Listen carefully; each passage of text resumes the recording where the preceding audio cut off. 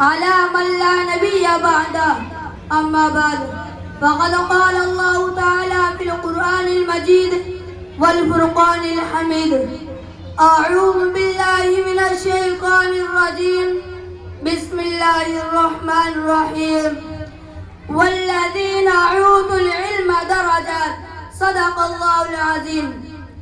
تعلیم ہی ہے روشنی کا دیا، تعلیم ہی ہے روشنی کا دیا، جاہل کو بھی علم نے آدمی کیا. پڑھو علم کو یہ خدا کا کلام ہے، پڑھو علم کو یہ خدا کا کلام ہے، یہی حقیقت یہی سلام ہے. صدر مجلس، معزز اساتذہ اکرام، اسٹیج پر آنے والا شخص یا تو چھوٹا ہوتا ہے یا بڑا. جو چھوٹوں کو پند و نصیحت کرنے آتا ہے، یا اسٹیج پر آنے والا شخص چھوٹا ہی ہوتا ہے جو اپنا یاد کیا ہوا سبق سنانے آتا ہے. عزیزو، یہاں نسبت ہے، میں ایک طالب علم ہوں جو اپنے اسلاف سے سنا ہوا سبق سنانے آیا ہوں.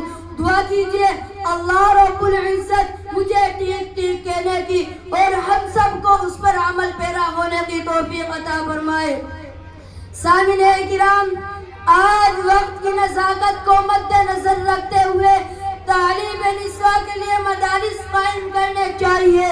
جب تک لڑکیوں کی تعلیم، دینی اور عصری تعلیم عام نہیں ہوگی، اس وقت تک ہماری گھریلو معیشت میں سدھار نہیں ہوگا. آج کے فیشنبل دور میں عورتوں میں فیشن کی ڈور لگی ہوئی ہے اور تہذیب و تمدن کو تباہ کرنے کے لیے نئی چیزیں ایجاد ہو رہی ہے. یہ کتنے افسوس کی بات ہے کہ فیشن پر، ملبوسات پر، زیور پر تو روپیہ پیسہ پانی کی طرح بہایا جاتا ہے اور زندگی کے معیار بنانے کے لیے تعلیم کے حصول پر رقم خرچ کرنا عیب سمجھا جائے یا بہت تصور کیا جائے. اس بات کا جائزہ لینا ہوگا کہ ہر ماہ کتنی چیزیں فیشن کے طور پر خریدی جاتی ہے. اگر اس میں کمی کر کے اسی رقم کو درس تدریس پر خرچ کرے تو کتنا اچھا ہو. جب تک ہم لڑکوں کی تعلیم کو عبادت سمجھ کر انجام نہیں دیں گے، ان کے ذہن و دل دماغ کو علم سے، ہنر سے اور اخلاق سے مزین کرنا اپنا اخلاقی فریضہ تصور نہیں کریں گے، اس وقت تک خاطر خواہ نتائج نکلنے کو امید نظر نہیں آئے گی. بچوں کی تعلیم عام کرنے میں ہر فرد کو حصہ لینا چاہیے. مالدار افراد، کمپنی اور فیکٹریوں کے مالکان، سیاسی لیڈران، پروفیسر، وکلاء اور بڑے بڑے کسان، تاجر حضرات اور ملت میں ہر قسم کا طبقہ اپنے اپنے طور پر اس بات کا خیال رکھے کہ اس کی آخرت کا بہترین توشہ یہی ہے کہ کم از کم ایک غریب بچی کی کفالت کو ضروری سمجھے اور زندگی کے فرائض میں اس کا شمار کرے. ہمارے بہت سے غریب اور نادار بھائی ویسا حالت میں نہیں ہے کہ وہ اپنی بچی کو زیور تعلیم سے آراستہ کرنے کے لیے کچھ خرچ کر سکے.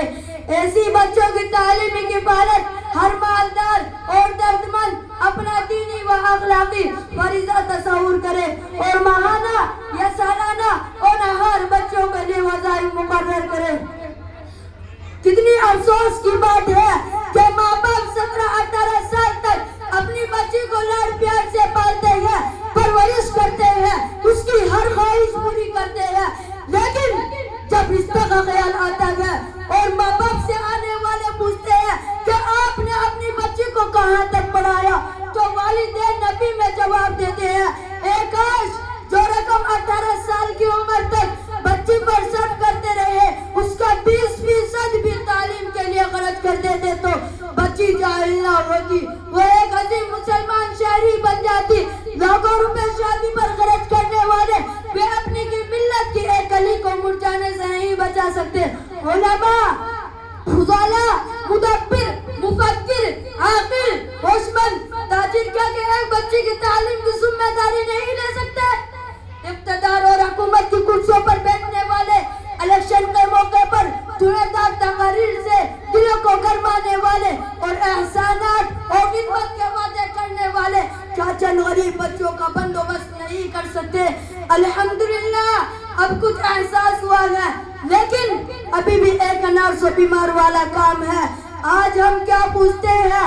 آج ہم یہ تو پوچھتے ہیں کہ آپ کے پاس کتنی کاریں ہیں, کتنے نوکر چاکر ہیں, کتنے بیگھے زمین ہے, اس میں کیا فصل ہوتی ہے, کتنی ٹریکٹر ہے, کتنے بھینس اور بیل ہے, دکان کیسی چل رہی ہے, وغیرہ وغیرہ. لیکن افسوس کبھی بھی یہ پوچھنے کی توفیق نہیں ہوتی کہ آپ کتنے مدرسوں کو امداد دے رہے ہیں, آپ کتنی بچوں کو تعلیم وظیفہ دے رہے ہیں, آپ کتنی, اگر آپ کا اگر مدرسہ ہے تو کتنی بچہ تعلیم حاصل کر رہی ہے, آپ کا گاؤں یا قصبہ میں کتنے مسلمان نوجوان گریجویٹ ہیں, کتنے علماء, حفاظ اور قراء ہیں. دوستو, تعلیمی بیداری کا آنا قوم زندہ ہونے کا ثبوت ہے.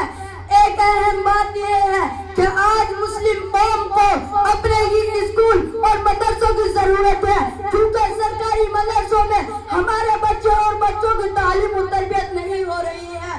وہاں ہماری تہذیب, ہماری تاریخ, ہماری روایات, ہماری مادری زبان سے روشناس نہیں کرایا جاتا.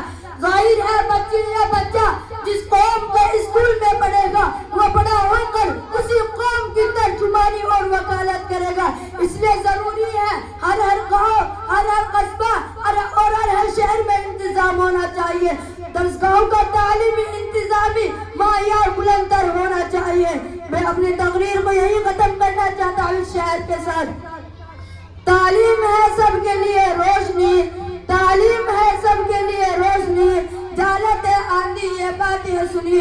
پڑھو علم حاصل کرو صبح و شام, پڑھو علم حاصل کرو صبح و شام, یہی ہے عبادت, یہی ہے سلام. وآخر دعوانا الحمدللہ رب العالمین.